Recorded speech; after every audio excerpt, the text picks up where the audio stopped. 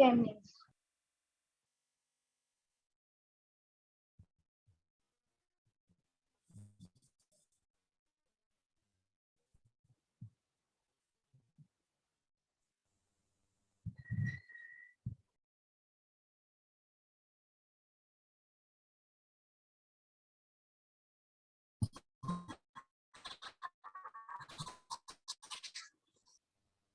एक मिनट है बेटा।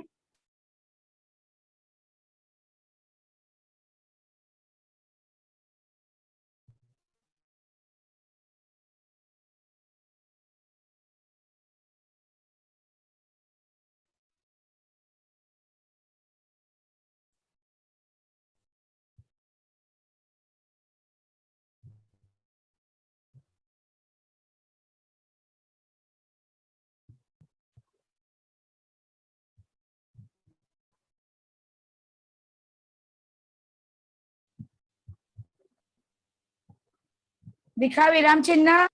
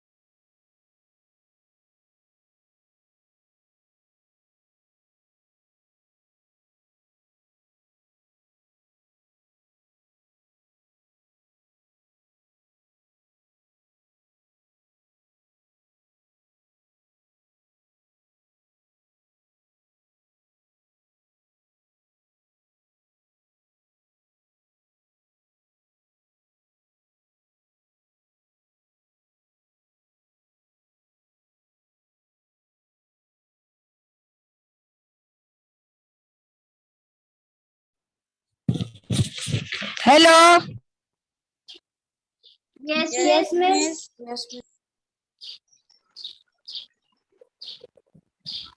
Hello.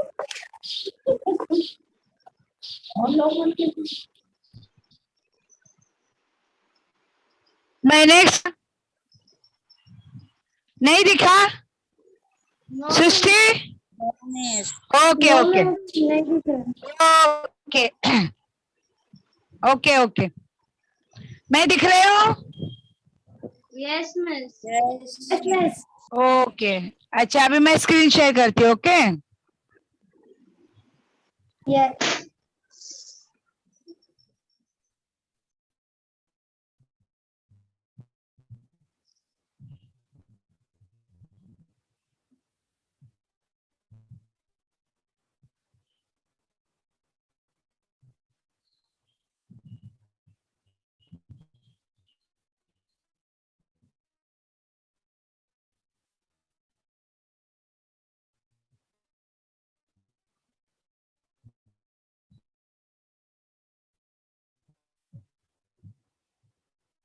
दिखा। Hello. No, miss. No, miss. No, miss.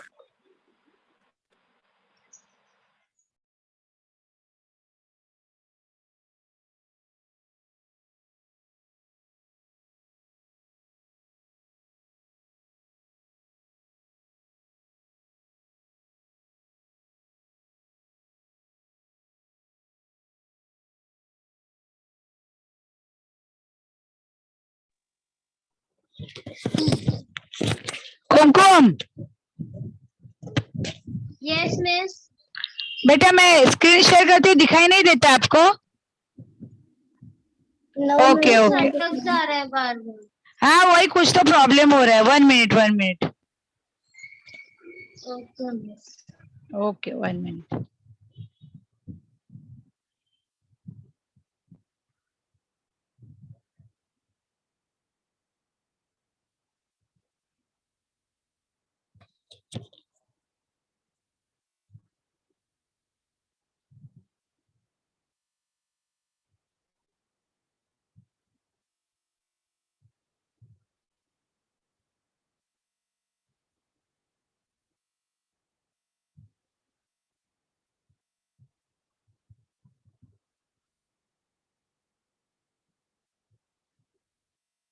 हो गया मिस, हो गया। हो गया ना? हाँ, ओके ओके। अभी देखिएगा 1 मिनट।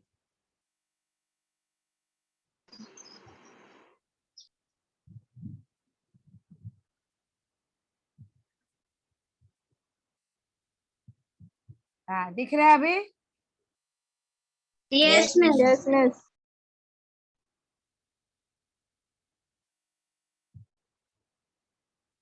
हाँ, अभी दिखा है ना? Yes miss. ओके ओके, तो चलिए देखते हैं। पहले है हमारा विराम चिन्ह। ओके, अभी विराम चिन्ह किसे कहते हैं वो देख लीजिए। चलिए, विराम का अर्थ है ठहराव यानी रुकना या विश्राम, या फिर बोलते या लिखते समय भावों को स्पष्ट करने के लिए बीच बीच में कुछ स्थानों पर रुकना पड़ता है ना? जब वो रीडिंग करते हैं तो पढ़ते समय थोड़ा थोड़ा रुकते हैं ना, यानी विश्राम लेते हैं, बराबर।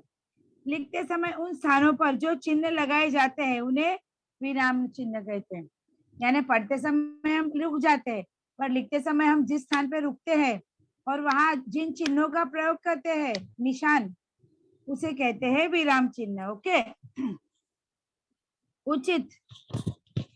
उचित स्थान और उचित विराम चिन्ह का प्रयोग न होने से कभी कभी अर्थ का अनर्थ भी हो जाता है। ओके, अभी इधर देखिए।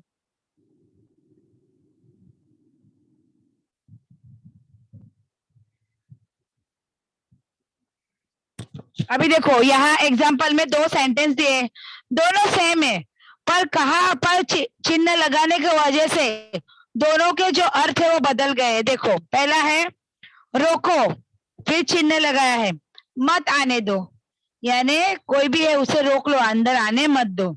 अभी देखो, वही वाक्य दूसरा सेम है, लेकिन चिन्ह का प्रयोग देखो कहाँ हुआ है। रोको मत, चिन्ह लगाए आने दो, है ना? कहने का मतलब है कि विराम चिन्ह का उचित प्रयोग करने से अर्थ का अनर्थ भी हो जाता है। दोनों वाक्य सेम है, पर दोनों में विराम चिन्ह अलग अलग जगह पर लगने की वजह से दोनों के अर्थ देखो कैसे बदल जाते हैं। रोको मत आने दो, है ना? रोको मत आने दो यानी उनको अंदर मत आने दो, और दूसरा देखो, रोको मत आने दो यानी उनको रोको मत अंदर आने दो, यानी दोनों का कैसे भाव चेंज होता है। ओके, अभी देखिए, उपयुक्त दोनों वाक्य में शब्द एक जैसे हैं, परंतु विराम चिन्ह में अंतर है, इसलिए दोनों वाक्य के अर्थ अलग हो गए हैं। से आप विराम चिन्ह का महत्व समझ गए होंगे। उस ऊपर के उदाहरण से हमें विराम चिन्ह का महत्व समझ में आ गया होगा। ओके, अभी देखिए, हिंदी में इन विराम चिन्हों का प्रयोग किया जाता है। हिंदी भाषा में कौन कौन से विराम चिन्ह का प्रयोग किया जाता है वो देखिए। चलिए, पहला है हमारा पूर्ण विराम।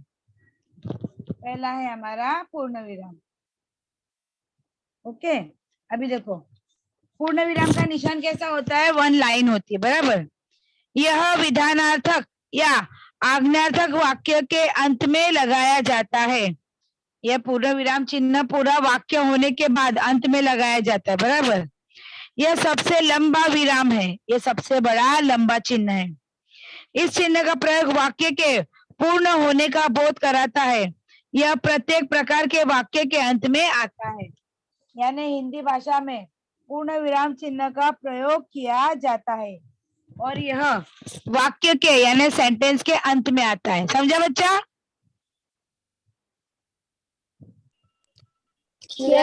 Yes miss. ओके ओके, हाँ, तो पूर्ण विराम का प्रयोग हम वाक्य के अंत में करते हैं। ओके, उसके बाद है, देखो, जैसे एग्जाम्पल दिया है मैंने यहाँ, देखो, कवि ने भारत देश का गुणगान किया है, फिर अंत में आपको विराम चिन्ह लगाना है।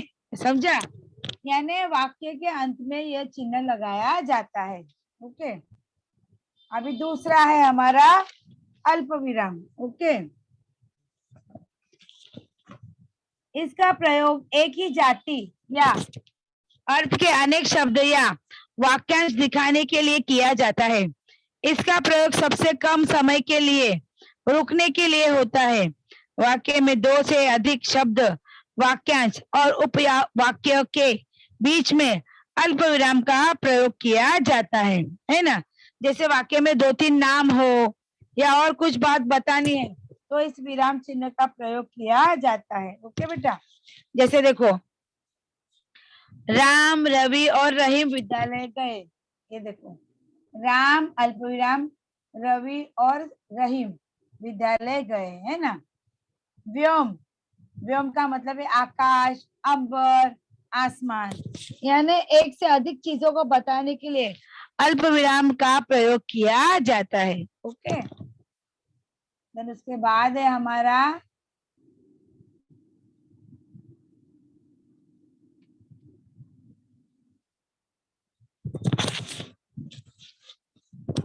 ये मत देखिए अभी, ये अर्धविराम।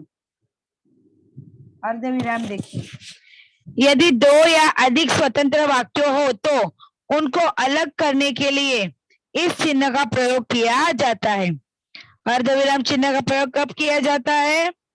2 या अधिक स्वतंत्र वाक्य यानी अलग अलग 2 अलग वाक्य हो तो उन दोनों को अलग करने के लिए इस चिन्ह का प्रयोग किया जाता है। जैसे देखो, जब मैं घर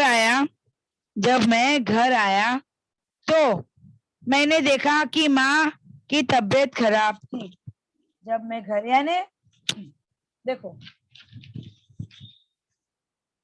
ये 2 अलग स्वतंत्र वाक्य है। जैसे देखो, जब मैं घर आया एक वाक्य हुआ, मैंने देखा कि माँ की तबीयत खराब थी तो मैंने देखा। तो देखो, जब मैं घर आया एक वाक्य हुआ, तो मैंने देखा ये दूसरा वाक्य। तो दोनों वाक्यों को अलग करने के लिए अर्धविराम का प्रयोग किया जाता है। दूसरा देखो, अभी तक मैं सहता गया पर झूठे आरोप नहीं सह कर सकता, मगर पर झूठे आरोप, यानी 2 स्वतंत्र वाक्यों को अलग करने के लिए यहाँ अर्धविराम का प्रयोग किया जाता है। ओके, देन उसके बाद है आगे प्रश्नवाचक चिन्ह यानी क्वेश्चन मार्क। सभी प्रश्न सूचक वाक्यों में अंत में यह चिन्ह लगाया जाता है। प्रश्न सूचक यानी प्रश्न पूछने के लिए जैसे शब्द का प्रयोग करते हो हम, क्या, क्यों, कौन, कैसे, किससे वगैरह जो रहता है तो वो सभी प्रश्नों को अलग करने के लिए, जैसे देखो, क्या तुम मेरे साथ बाजार चलोगे? क्या तुम मेरे साथ बाजार चलोगे? ध्यान अंत में लगाना है प्रश्नार्थ चिन्ह। दिखा?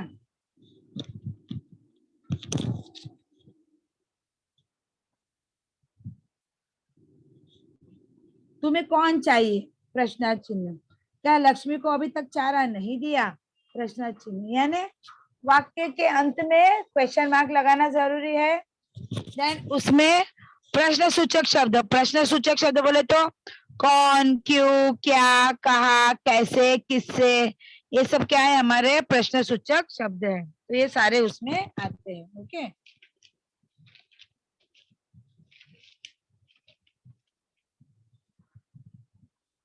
देन उसके बाद है हमारा विस्मयादिबोधक चिन्ह। क्या है?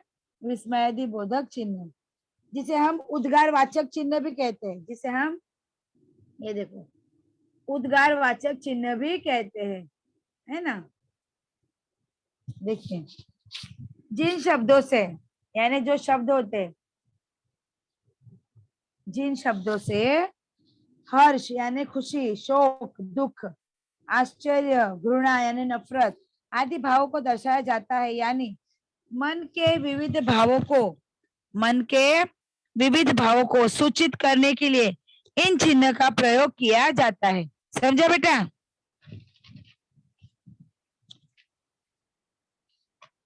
Hello, yes miss. हाँ, समझ में आ रहा है ना? Yes. हाँ, ये मैं पीडीएफ भेज दूंगी आज आपको। हाँ ओके मिस, पीडीएफ भेज देना। हाँ, जरूर जरूर। चलिए अभी आगे देखिए, अगर विस्मयादिबोधक चिन्ह रहेगा तो कैसे उदाहरण दिए, देखो एग्जाम्पल। अरे तुम इतनी देर से कहाँ थे? अरे, अरे, ओहो, उफ, हाय, वाह, इस तरह के आते हैं। देन उसके बाद उन शब्दों के बाद उद्गार यानी विस्मयादिबोधक चिन्ह आता है। देखो, दिखा? ओह, कमबख्त ने कितनी बेदर्दी से पीटा है ना। अभी देखो उसके बाद है हमारा 6th 1, ये रहा, एक हरा अवतरण चिन्ह यानी सिंगल इन्वर्टेड कॉमा, एक हरा अवतरण चिन्ह यानी सिंगल इन्वर्टेड कॉमा। ओके, देखो अभी यहाँ ये कहाँ लगता है, किसी विशेष व्यक्ति, वस्तु, स्थान आदि के महत्व बताने के लिए इन चिन्ह का प्रयोग किया जाता है ना। किसी विशेष व्यक्ति, वस्तु, स्थान आदि का महत्व बताने के लिए इन चिन्ह का प्रयोग किया जाता है। वाक्य में कुछ ऐसे शब्द आते हैं जिस पर जोर देने का उद्देश्य होता है, जैसे शीर्षक, नाम, उपनाम आदि को यह चिन्ह लगाया जाता है। अभी देखो जैसे एग्जांपल दिया है, बच्चन, बच्चन हिंदी साहित्य के महान कवि थे, यानी हमारे फिल्म अभिनेता अमिताभ बच्चन के जो पिता है हरिवंश राय बच्चन, वह साहित्य के महान कवि थे। तो देखो बच्चन मैंने किसमें लिखा है, एक हरा अवतरण चिन्ह यानी सिंगल इन्वर्टेड कॉमा में लिखा है ना। अभी देखो दूसरा, भारत महिमा जयशंकर प्रसाद की कविता है, भारत महिमा को मैंने सिंगल इन्वर्टेड कॉमा में लिखा है, दिख रहा है बेटा?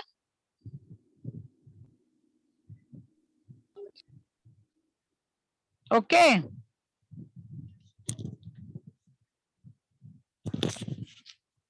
अभी आगे देखिए,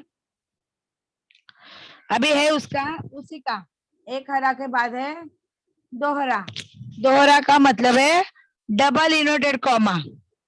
वाक्य में कहे गए शब्दों अथवा वाक्यों को जो का त्यों उद्धृत करने के लिए इस चिन्ह का प्रयोग किया जाता है। जैसे बापू बोले तुम्हारी बात ठीक है, जैसे बापू बोले तुम्हारी बात ठीक है, तो देखो यहाँ उस चिन्ह को बताया जा रहा है, दिखा, बापू बोले तुम्हारी बात ठीक है। अभी दूसरा देखो, रमजानी बोली लक्ष्मी ने दूध नहीं दिया, रमजानी बोली लक्ष्मी ने दूध नहीं दिया, यानी अपने बातों को ज्यों का त्यों बोलने के लिए इस चिन्ह का प्रयोग किया जाता है।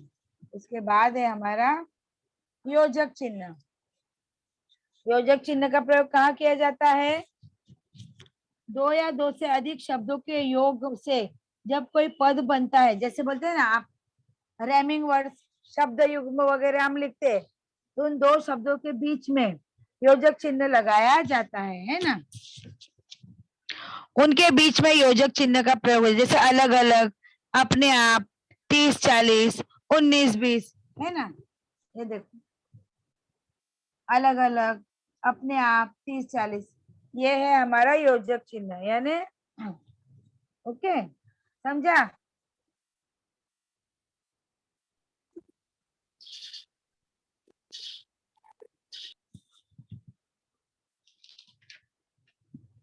इसके बाद है हमारा निर्देशक चिन्ह।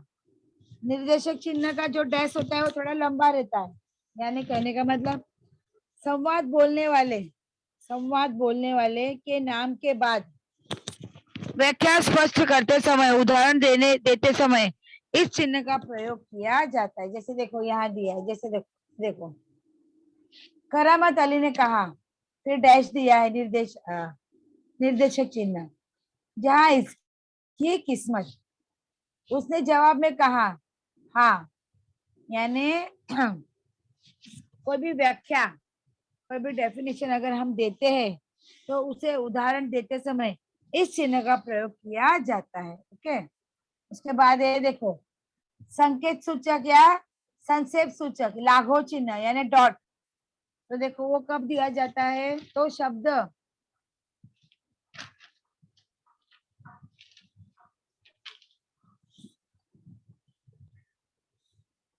का संक्षेप रूप बताने के लिए इसका प्रयोग किया जाता है। संक्षेप रूप, जैसे अभी मुझे लिखना है डॉक्टर, पर मैं सिर्फ डॉ करके डॉट कर लूं तो ये क्या हुआ, संक्षेप रूप बताया। जैसे देखो मैंने एग्जांपल दिया, ये देखो जैसे संज्ञा का स करके ऊपर पॉइंट कर दिया तो आ गया, जैसे विशेषण का वी, जैसे ये देखो उपाधि MLBA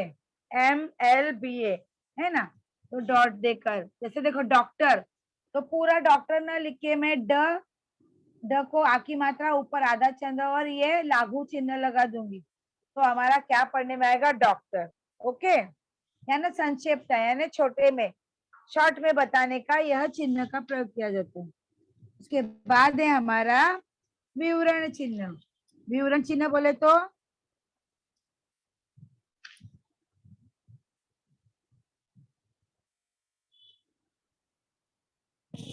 विवरण चिन्ह बोले तो किसी बात को नीचे निर्देशित करने के लिए, किसी बात को नीचे निर्देशित करने के लिए अथवा किसी चीज का विवरण देने के लिए या बात को प्रारंभ यानी स्टार्ट करने के लिए पूर्व इस चिन्ह का प्रयोग किया जाता है।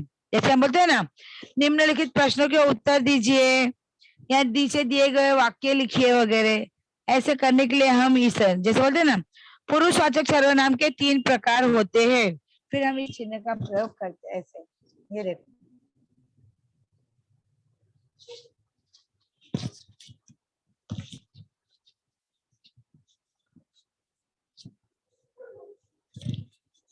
आगे देखो, कोष्टक।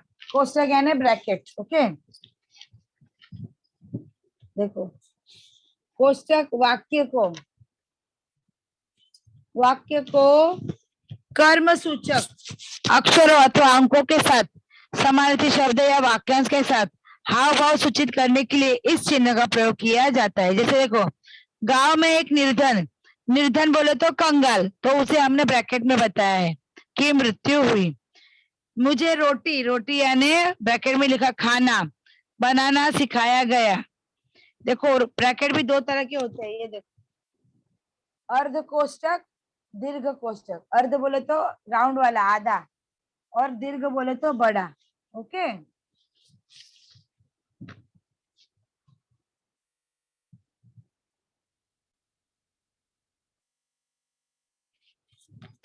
अभी यहाँ देखिए, अभी यहाँ अपूर्ण सूचक चिन्ह। अपूर्ण यानी कोई काम लिया है लिखने को, वो पूरा नहीं हुआ है। जैसे देखो,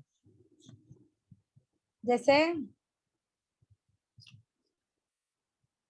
ये देखो, किसी लेख से जब कोई अंश छूट जाता है या छोड़ दिया जाता है तब इस चिन्ह का प्रयोग किया जाता है। यानी कुछ लिखना है और लिखते लिखते हमने उसे छोड़ दिया है, उस समय इस चिन्ह का प्रयोग किया जाता है, उसे कहते हैं अपूर्ण सूचक।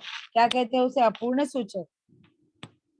तुम समझते हो कि यह बालक, फिर छोड़ दिया, आगे कुछ नहीं लिखा, तो ये क्या हुआ? हमारा अपूर्ण सूचक यानी इनकम्प्लीट। ओके, चलिए आगे देखिए, आगे है हमारा अगला चिन्ह समाप्ति सूचक।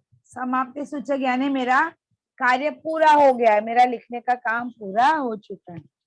लेख, कहानी आदि पुस्तक की समाप्ति पर इस चिन्ह का प्रयोग किया जाता है।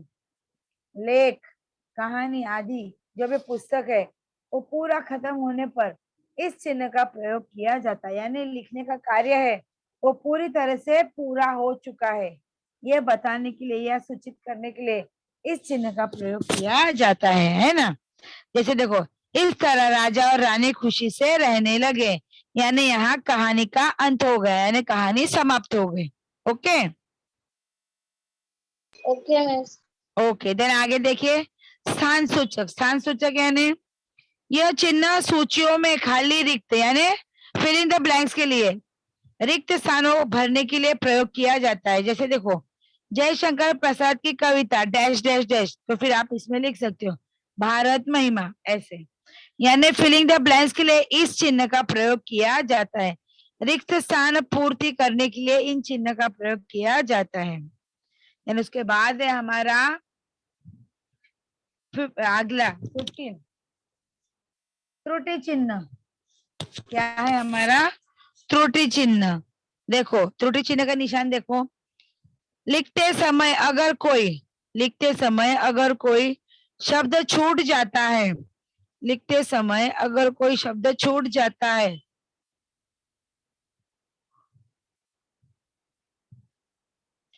लिखते समय अगर कोई शब्द छूट जाता है तो यह चिन्ह डालकर वापस लिख सकते हैं।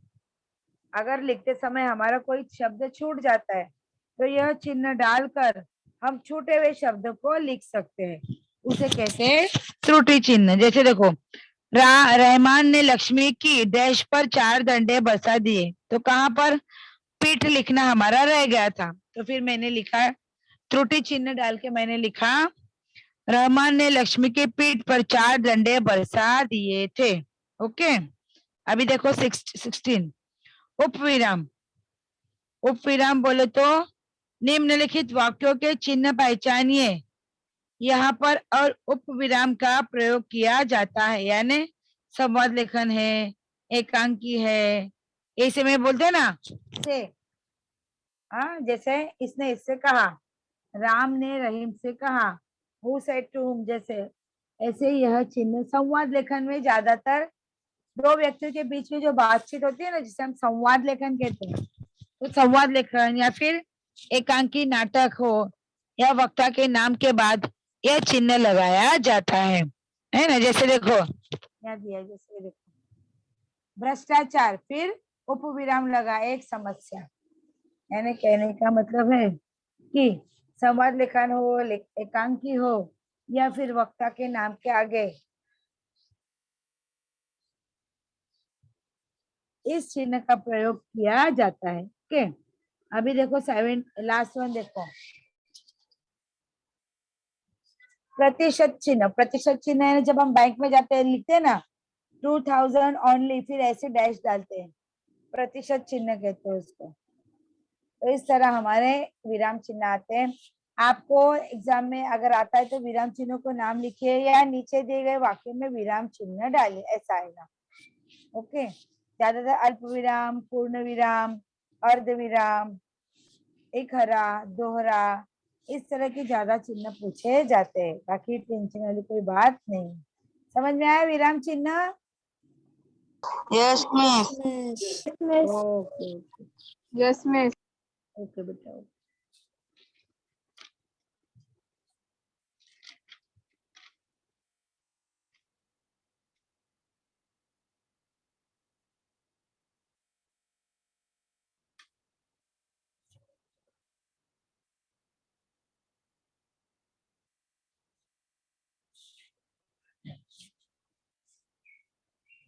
ये शब्द भेद है जो आपके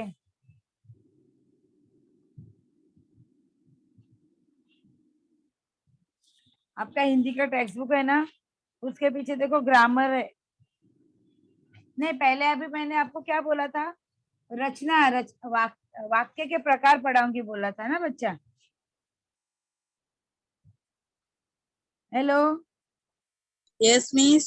Yes, miss. मैंने आपको क्या बोला था, वाक्य के प्रकार पढ़ाऊंगी, बराबर। Yes. चलिए तो वो देखते हैं अभी।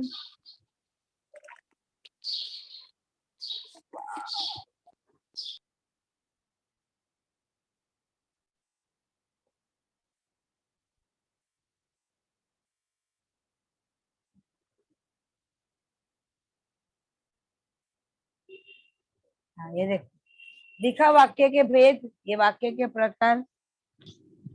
Yes. हाँ देखो, सबसे पहले तो वाक्य किसे कहते हैं वो देखना है। ओके,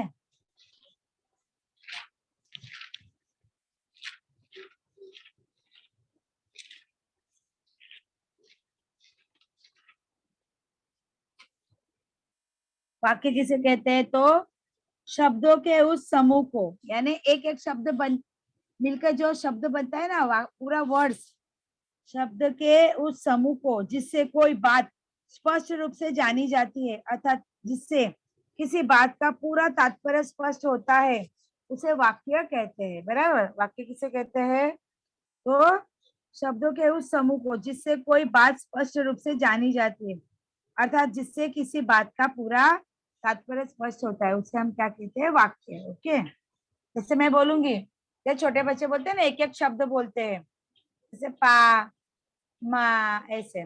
पर पा, माँ, ऐसे सभी शब्दों को मिलाकर जैसे मैं बोलूंगी मम्मा पानी दो, तो पूरा सेंटेंस बना। तो इससे वो क्या कहना चाहता है, वो सारा भाव हमें स्पष्ट रूप से समझ में आ जाता है, उसे हम वाक्य कहते हैं। जैसे देखो, यहाँ देखो, मोहन विद्यालय जाता है, मोहन विद्यालय जाता है ना। मैं पत्र लिखता हूँ, मैं पत्र लिखता हूँ, लिखता है, वे पत्र लिखता हूँ, ऐसा। यानी कहने का मतलब है ये पूरा व्यक्ति क्या कहना चाह रहा है वो पूरा भाव हमें वाक्य के माध्यम से समझ में आता है, यानी किसी बात का पूरा तात्पर्य वाक्य के माध्यम से स्पष्ट हो जाता है, यानी समझ में आ जाता है। ओके बेटा, समझा?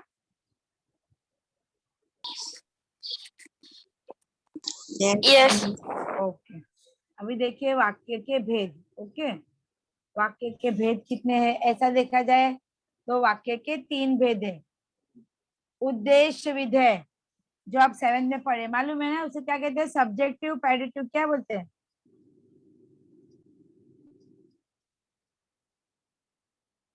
उद्देश्य विधेय मालूम है ना बेटा?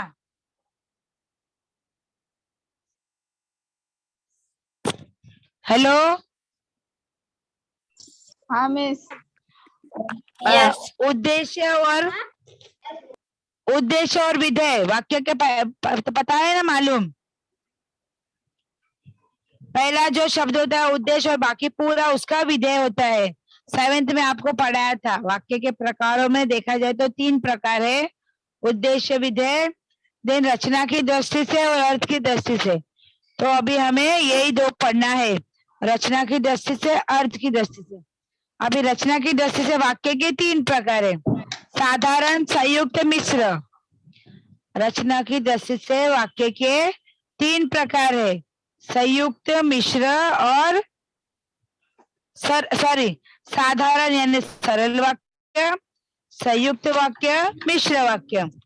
और अर्थ के आधार से वाक्य के 6 प्रकार है, विधानार्थक वाक्य, निषेधार्थक वाक्य, प्रश्नार्थक वाक्य, आज्ञार्थक वाक्य, विस्मयादि बोधक वाक्य, संदेहार्थक वाक्य, संदेह सूचक वाक्य। संदेहार्थक, संदेह सूचक या संदेह, कोई भी बोलो, वो सभी एक ही आ जाते हैं। ओके, यानी रचना की दृष्टि से 3 वाक्य के प्रकार है और अर्थ की दृष्टि से वाक्य के 6 प्रकार है। समझ में आया बेटा? Yes. Yes. Okay, Yes, miss.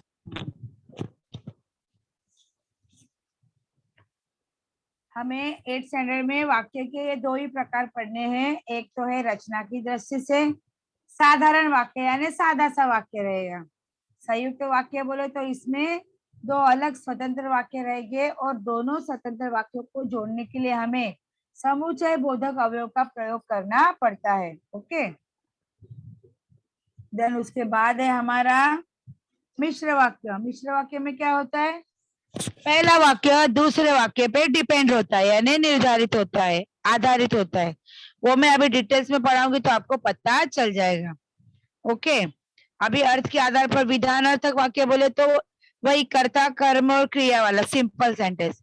निषेधार्थक बोले तो जिसमें निषेध यानी ना, नहीं, मत इन शब्द का प्रयोग किया जाता है। प्रश्नार्थक बोले तो क्वेश्चन मार्क वाला। आज्ञार्थक बोले तो जिसमें आज्ञा दी जाती है, ऑर्डर। और विस्मयादि बोधक बोले तो जिसमें आश्चर्यचकित बातें होती है। ओके, और संदेह सूचक बोले तो, संदेह सूचक वाक्य बोले तो जिसमें शंका व्यक्त की जाए, जैसे मैं बोल सकती हूँ शायद आज बहुत जोरों से बारिश हो सकती है ना, शायद आज बहुत जोरों से बारिश हो सकती है, ये होगा हमारा संदेह सूचक। तो इस तरह हमारे वाक्य के प्रकार है। रचना की दृष्टि से वाक्य के 3 प्रकार है और अर्थ की दृष्टि से वाक्य के 6 प्रकार है। रचना की दृष्टि से वाक्य के 3 प्रकार कौन कौन से हैं? सरल यानी साधारण यानी सरल वाक्य, संयुक्त वाक्य, मिश्र वाक्य। हाँ, और अर्थ की दृष्टि से 6 है, उसमें क्या है? विधानार्थक वाक्य, निषेधार्थक वाक्य, प्रश्नार्थक वाक्य, आज्ञार्थक वाक्य, विस्मयादि बोधक वाक्य, संदेह सूचक वाक्य, यह। ओके, तो ये है हमारे वाक्य के प्रकार, वो मैं अभी आपको अगले लेक्चर में पढ़ाऊंगी। Okay okay miss. Okay, Okay, miss. आपके टेक्स्ट बुक में आपका टेक्स्ट बुक निकालिए हिंदी का। टेक्स्ट बुक में पीछे देखो ग्रामर है, व्याकरण विभाग, उसमें रहेगा सब। एक minute. Hello ma'am, are you done? हाँ, रुको, जाओ मत, 1 मिनट। एक मिनट जाओ मत।